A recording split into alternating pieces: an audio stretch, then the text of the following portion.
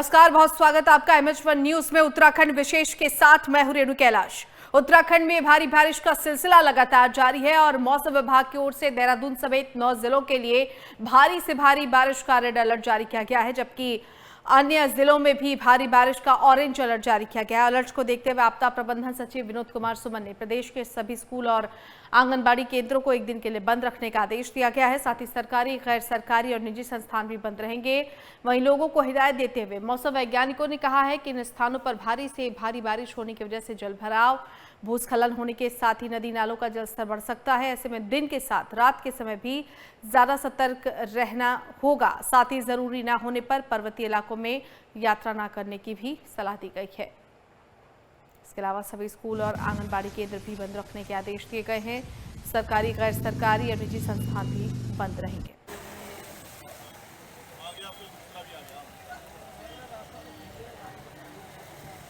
तो उत्तराखंड में भारी बारिश का ये अलर्ट है। प्रदेश के 9 जिलों में भारी बारिश का रेड अलर्ट जारी किया गया है। उत्तराखंड में कई जगहों पर लैंडस्लाइड हुई है। तस्वीरें भी आप देखिए किस तरीके से यात्री फंसे हुए नजर आ रहे हैं और ऐसे में एडवाइजरी भी जारी की गई है। सरकारी, गैर सरकारी और निजी संस्थान भी बंद रखे गए हैं। स्कूल, आंगनबाड़ी केंद्र, ये सभी एहतियातन बंद रखे गए हैं।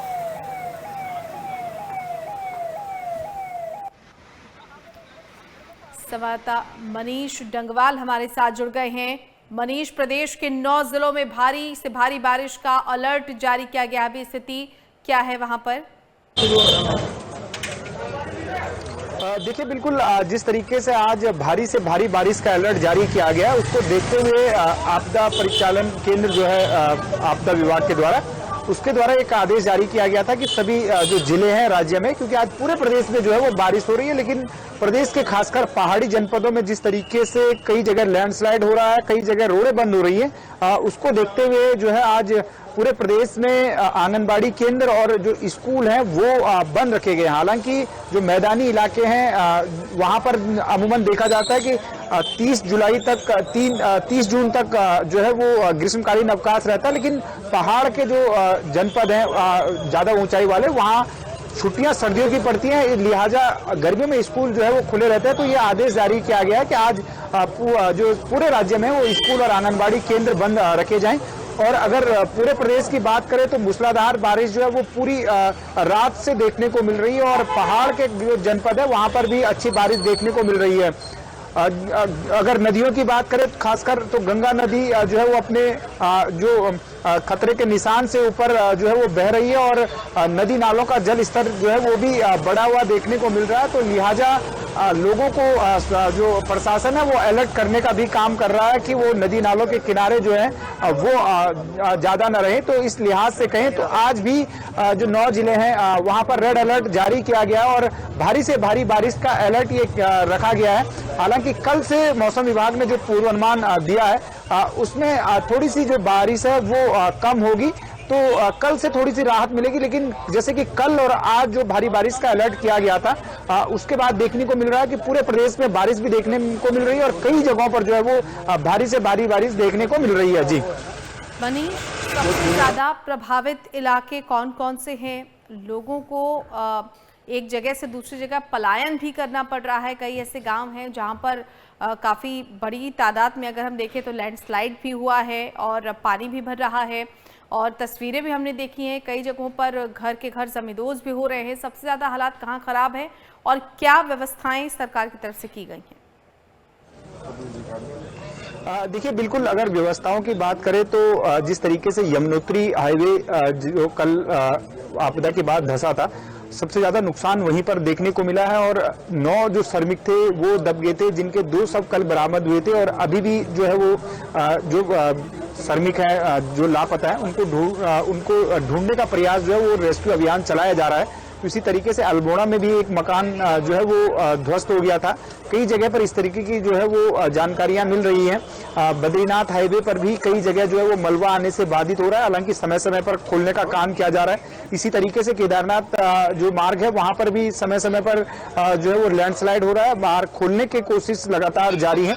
तो अगर पूरे प्रदेश में देखें तो जिस तरीके से कई सड़कें इस समय बंद हैं और मुख्यमंत्री पुष्कर सिंह धामी कल जो है वो आपदा परिचालन केंद्र पहुंचे थे और उन्होंने सभी जिलों के जो जिलाधिकारी हैं उनसे वीडियो कॉन्फ्रेंसिंग के माध्यम से बातचीत भी की थी और निर्देश भी दिए थे कि वो अलर्ट रहें और जहां पर सड़कें बाधित हो रही हैं सड़कों को जल्द से जल्द आवागमन के लिए खोला जाए ताकि जो आम लोग हैं उन्हें ज्यादा दिक्कतों का सामना ना करना पड़े। लेकिन जिस तरीके से लगातार बारिश हो रही है उससे कई जगहों पर लैंडस्लाइड जो हो रहा है उससे कहीं ना कहीं जनजीवन कई जगहों पर प्रभावित भी हो रहा है। जी मनीष, खासतौर पर जो तस्वीरें हम देख रहे हैं कई जगहों पर जो पर्यटक है वो भी फंसे हुए हैं, ऐसे में एडवाइजरी अभी क्या कुछ जारी की गई है? देखिए बिल्कुल पर्यटक हैं जो श्रद्धालु केदारनाथ रूट पर 2-3 दिन पहले जो फंसे थे उन्हें एनडीआरएफ और एसडीआरएफ वहां से निकालने की कोशिश कर रहा है। जिस तरीके से यमुनोत्री हाईवे बंद है तो वहां पर भी जो श्रद्धालु हैं वो सुरक्षित ठिकानों पर रहने की अपील उनसे की गई है कि वो जो सुरक्षित स्थान है वहां पर रखें। उम्मीद की जा रही है कि आज शाम तक जो यमुनोत्री हाईवे है जो 10 से 20 मीटर के लगभग पूरा तरीके से धंस चुका है उसे बनाने का प्रयास किया जा रहा है ताकि जो आवागमन के लिए जो है वो यात्रा भी खोली जाए और आम लोगों के लिए भी ये जो रास्ता है वो खोला जाए। तो श्रद्धालुओं की बात करें तो कई जगहों पर जो श्रद्धालु फंसे हुए थे उनसे यही अपील की जा रही है कि मौसम का अपडेट लेकर जो है वो श्रद्धालु निकलें। कल जो है वो सरकार के द्वारा निर्णय लिया गया था कि चारधाम यात्रा जो है वो 24 घंटे के लिए स्थगित की जाती है और आज जो है वो एक निर्णय लिया गया है जो गढ़वाल कमिश्नर के द्वारा चारधाम यात्रा रोकी गई थी। चारधाम यात्रा से रोक हटा दी गई है लेकिन गढ़वाल कमिश्नर ने जो निर्देश दिए हैं वो डीएमओ को दिए हैं कि जिलाधिकारी अपने जिलों में जो है वो मौसम का अपडेट लेने के बाद और जो सड़कें हैं उनको देखने के बाद चारधाम यात्रा को लेकर कोई जो है एडवाइजरी जारी कर सकते हैं कि यात्रा चलनी चाहिए या अगर कहीं पर कोई लैंडस्लाइड हो रहा है तो यात्रा को रोक दिया जाए। अब ये जिलाधिकारी फिलहाल तय करेंगे लेकिन जिस तरीके से हालात नजर आ रहे हैं अभी वो गंगोत्री, यमुनोत्री, बद्रीनाथ और केदारनाथ और हेमकुंड साहिब में जिस तरीके से यात्रा चल रही है उसके देखते हुए श्रद्धालुओं से यही अपील की जा रही है कि वो मौसम का जरूर अपडेट दें और मौसम का अपडेट लेने के बाद ही अपनी यात्रा जारी रखें। जी बिल्कुल मनीष, मौसम विभाग की तरफ से अभी क्या कुछ कहा गया है?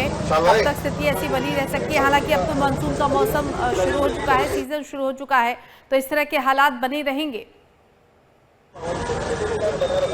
देखिए बिल्कुल मौसम विभाग ने 29 और 30 जून को भारी से भारी बारिश का अलर्ट जारी किया गया था और समय समय पर जो मौसम विभाग है कहां पर तेज बारिश होनी है क्या अनुमान है इसको लेकर भी समय समय पर एडवाइजरी जो है मौसम विभाग के द्वारा जारी की जा रही है। लेकिन फिलहाल 29 और 30 जून को भारी बारिश का अलर्ट रखा गया था। अब कल 1 जुलाई से जो है वो मौसम विभाग के द्वारा जो अनुमान जारी किया गया है उसमें कहा गया है कि 1 तारीख से जो है वो जो बारिश है उसमें जो है वो कमी देखने को मिलेगी और थोड़ी सी राहत जो है लोगों के लिए। हालांकि 1 तारीख को भी हल्की से मध्यम वर्षा जो है वो पूरे प्रदेश में देखने को मिलेगी, ये मौसम विभाग ने अभी तक पूर्वानुमान किया है। लेकिन तेज बारिश जो रेड अलर्ट जारी किया गया वो आज तक के लिए जारी किया गया है। जी चलिए मनीष, बहुत धन्यवाद आपका इस तमाम जानकारी के लिए। संवाददाता मनीष डंगवाल हमारे साथ जुड़े हुए थे, विस्तार से जानकारी दी है। अगर हम देखें उत्तराखंड में तो भारी बारिश का अलर्ट जारी किया गया है, पर्यटकों को अलर्ट जारी किया गया है कि ऐसी पर्वतीय जगहों पर और लैंडस्लाइड वाली जगहों पर ना जाएं, नदी नालों से दूर रहें। उत्तराखंड में चूंकि कई जगहों पर लैंडस्लाइड हुई है, ऐसे में पर्यटकों को भी एडवाइजरी जारी की गई है। स्थानीय लोगों को भी सुरक्षित जगहों पर जाने की सलाह दी गई है। तो उत्तराखंड में भारी बारिश और लैंडस्लाइड की वजह से बंद चारधाम यात्रा को 24 घंटे बाद फिर से शुरू कर दिया गया है। इसी को लेकर हमारे संवाददाता मनीष डंगवाल ने पर्यटन मंत्री सतपाल महाराज से खास बातचीत की।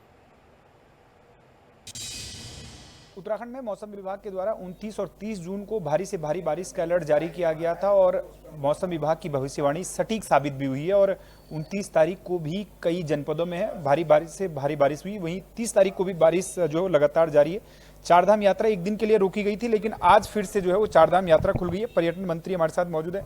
महाराज जी, किस तरीके से आप देखते हैं अभी क्या कुछ अपडेट जो है वो चारधाम यात्रा का है और मौसम पर किस तरीके से नजर पूरा जो है डिपार्टमेंट बनाए हुए? नहीं, हमने सभी यात्रियों से आग्रह किया है कि वेदर फोरकास्ट की जो है सूचना है उसको जानकारी में रखते हुए अपनी यात्रा को प्रारंभ करें। पर आपको पता ही है कि लोगों में श्रद्धा बहुत ज़्यादा होती है और इस वर्ष चारधाम यात्रा जो है उसमें निश्चित रूप में अभी तक 44,78,907 श्रद्धालु ऑनलाइन और ऑफलाइन के माध्यमों से अपना पंजीकरण करा चुके हैं।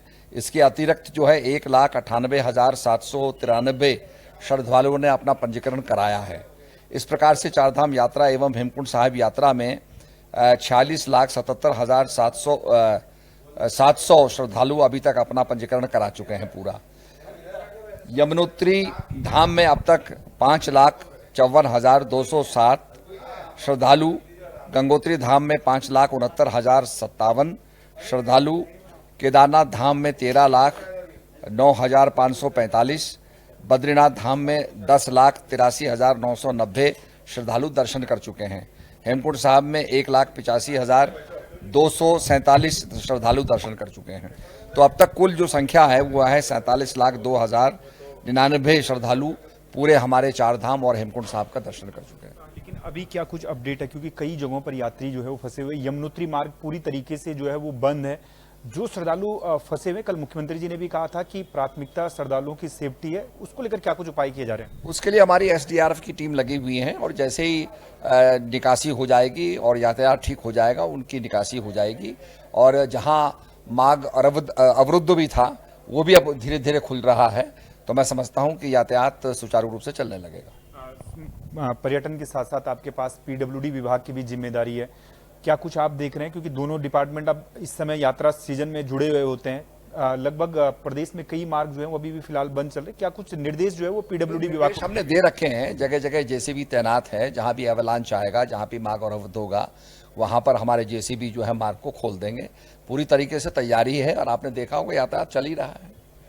धन्यवाद। हमसे बातचीत करने के लिए पर्यटन मंत्री सतपाल महाराज जी हैं, जिनका साफ तौर से कहना है कि उत्तराखंड में जो पर्यटन को लेकर जिस तरीके से चारधाम यात्रा चलती है वो इस बार जो है वो बेहतर चारधाम यात्रा अभी तक चली है। हालांकि मौसम विभाग का जो अलर्ट था उसके बाद जो बारिश हुई है उससे थोड़ा सा यात्रा बाधित हुई है, लेकिन जो लोग कहीं पर फंसे हुए उन्हें एसडीआरएफ और एनडीआरएफ जो है सुरक्षित स्थानों पर निकालने का काम कर रहे हैं। कैमरा पर्सन मनोहर रावत के साथ मनीष गंगवाल, MH1 न्यूज, देहरादून। उधर चमोली में रुक रुक कर बारिश हो रही है। बारिश के कारण बद्रीनाथ हाईवे पर पहाड़ी से मलबा आने से रास्ता बंद हो गया।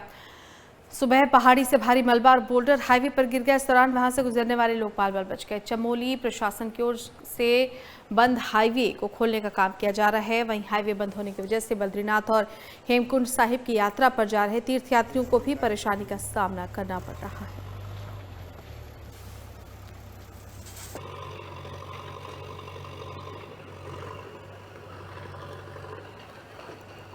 तस्वीरें आप देखें किस तरीके से यात्रियों को परेशानियों का सामना इस मलबे की वजह से करना पड़ रहा है। बद्रीनाथ हाईवे पर पहाड़ी से मलबा गिरने से ये सड़क बाधित हो गया। संवाददाता मनोज हमारे साथ जुड़ गए। मनोज, तस्वीरों में हम देख रहे हैं बद्रीनाथ हाईवे किस तरह से बाधित हुआ है, अभी स्थिति क्या है? ये देखिए, चमोली जिले में बीते 3 दिनों से लगातार बारिश का सिलसिला जारी है, जिसके चलते चमोली जिले में बद्रीनाथ हाईवे जगह जगह पर बंद कर दिया गया है। हालांकि आज सुबह कोचर और कर्णप्रयाग के बीच हाईवे बंद हो गया था। आज करीब 11 बजे प्रशासन के द्वारा हाईवे को खोल दिया गया था। वहीं कल की बात करें, नंदप्रयाग, सागरनाला और अन्य जगहों पर हाईवे बंद था, जहां प्रशासन के द्वारा कड़ी मशक्कतों के बाद हाईवे को खोला गया है। जाम की काफी समस्या यहाँ पर बद्रीनाथ और हेमकुंड साहिब की यात्रा पर जाने वाले तीर्थ यात्रियों को हुई थी, जिसके बाद जिलाधिकारी ने तीर्थ यात्रियों को निर्देश दिए गए थे कि जो यात्रा पर आ रहे तीर्थ यात्री कर्णप्रयाग, नंदप्रयाग, चमोली, जोशीमठ, अन्य स्थानों पर रुकने की सलाह दी गई थी। चलिए मनोज, धन्यवाद आपका इस तमाम जानकारी के लिए। तो प्रशासन की ओर से हाईवे खोलने का काम जारी है। बद्रीनाथ हाईवे पर पहाड़ी से मलबा गिरने की वजह से ये हाईवे पूरे तरीके से बाधित हो गया है। यात्री वहां पर फंसे हुए हैं, हालांकि कोशिशें लगातार की जा रही है इस हाईवे को सुचारू करने की।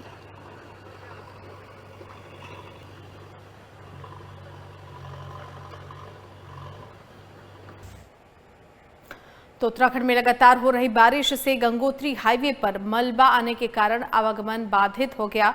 नेताला, नलूड़ा, लालडांग के पास मलबा जमा होने के कारण राहगीरों को काफी परेशानी हो रही है। वहीं बीआरओ की तरफ से इस सड़क को खोलने का काम किया जा रहा है। यमुनोत्री हाईवे सलाई बैंड और ओजरी का मार्ग आज शाम तक खुलने की संभावना है।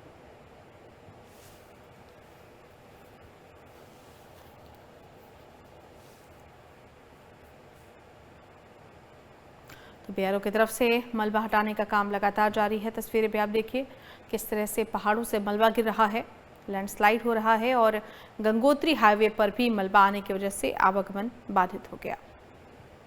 फिलहाल बीआरओ की तरफ से मलबा हटाने का काम जारी है।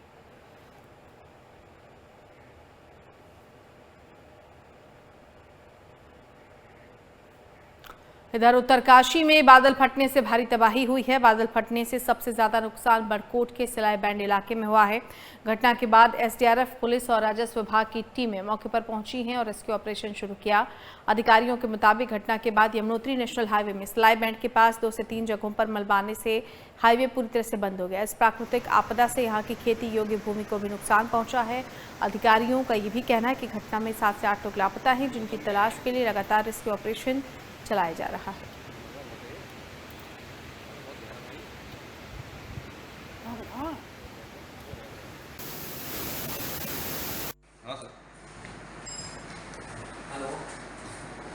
अच्छा, उसका जो होटल है उसके होटल से आगे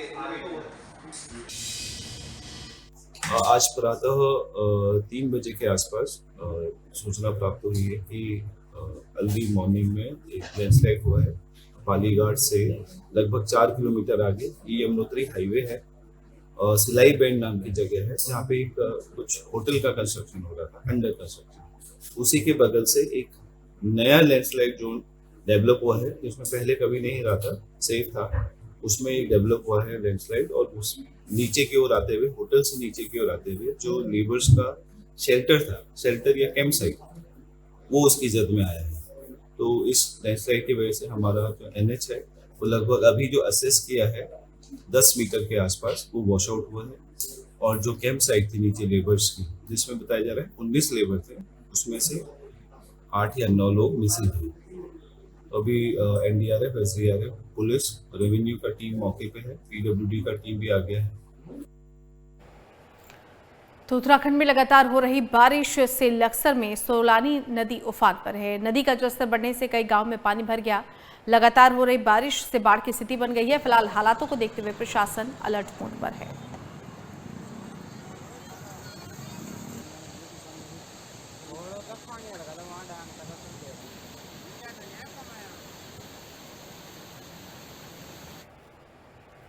तो उत्तराखंड में कई जगहों पर भारी बारिश हो रही है। साथ ही लैंडस्लाइड की वजह से कई रास्ते बंद हैं। बागेश्वर के कपकोट क्षेत्र में बारिश ने जनजीवन को संकट में डाल दिया है। इस बीच कपकोट के भनार गांव से घर के दरकने का वीडियो सोशल मीडिया पर तेजी से वायरल हो रहा है। भनार गांव में स्थित एक मकान लगातार बारिश की वजह से कमजोर हो गया था और अचानक दरक गया। गनीमत रही कि घर में रहने वाले लोग पहले स्थिति को भांपकर सुरक्षित जगहों पर पहुंच चुके थे। स्थानीय लोगों ने इस पूरी घटना का वीडियो बनाकर सोशल मीडिया पर साझा किया, जो अब तेजी से वायरल हो रहा है।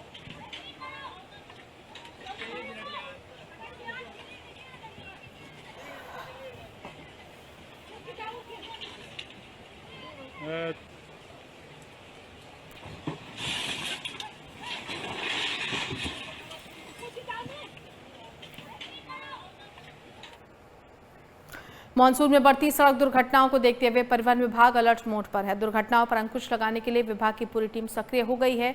इस मौके पर जिला परिवहन अधिकारी अरविंदन पांडे ने बताया कि बारिश में सड़कों में फिसलन के कारण हादसे बढ़ जाते हैं। इन हादसों को रोकने के लिए विभाग की तरफ से विशेष चेकिंग अभियान चलाया जाएगा, जिसमें चालकों को लापरवाही, ओवर स्पीड और खराब सड़कों की स्थिति में दुर्घटनाओं से बचने की अपील की जाएगी।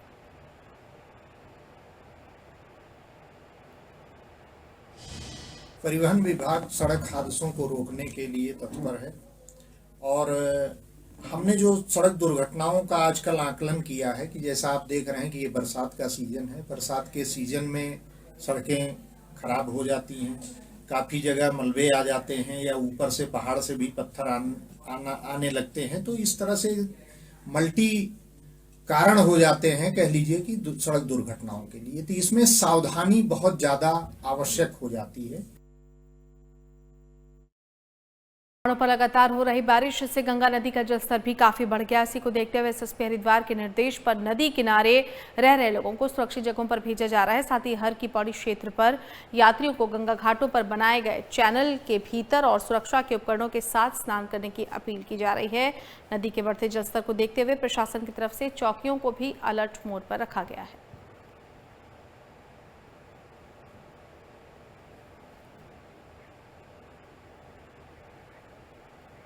उत्तराखंड राज्य आपदा प्रबंधन विभाग ने बाढ़ के लिए टेबल टॉप अभ्यास का आयोजन किया। इस दौरान प्रदेश आपदा सचिव विनोद कुमार ने कहा कि सोमवार को उधम सिंह नगर, हरिद्वार, देहरादून, नैनीताल, चंपावत में बाढ़ प्रबंधन पर मॉक ड्रिल आयोजित की जाएगी, जिसमें बाढ़ से निपटने की तैयारियां की जाएंगी।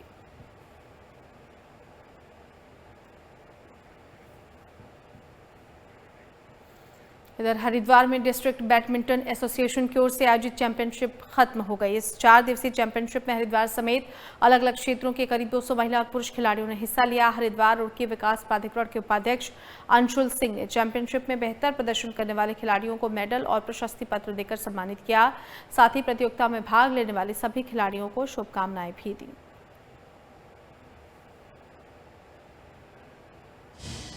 पहले स्टेट बैडमिंटन एसोसिएशन ने कराया था, दूसरी बार डिस्ट्रिक्ट बैडमिंटन एसोसिएशन का ये टूर्नामेंट हुआ है एंड मैं आशा करता हूँ कि फ्यूचर में हम लोग और ऐसे टूर्नामेंट्स देख पाएंगे।